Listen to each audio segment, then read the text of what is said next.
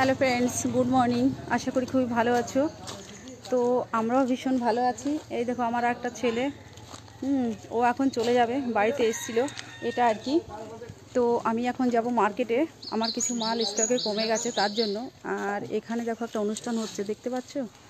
একটা অনুষ্ঠান হচ্ছে এখানে, কালকে থেকে শুরু হবে অনুষ্ঠানটা, খুব ভালো অনুষ্ঠান। সব মতুয়ারা আসবে এখানে, গান বাজনা বহুত কিছু, অনেক কিছু হবে।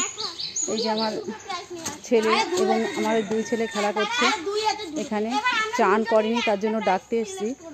তো দেখো প্যান্ডেলটা হয়েছে এটা আর কি।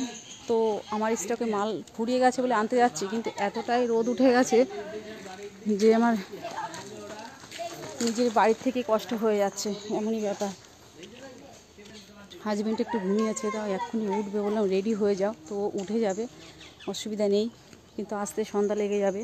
আর তোমরা কালকে কে কেমন হোলি খেললে প্লিজ কমেন্ট করে জানাবে।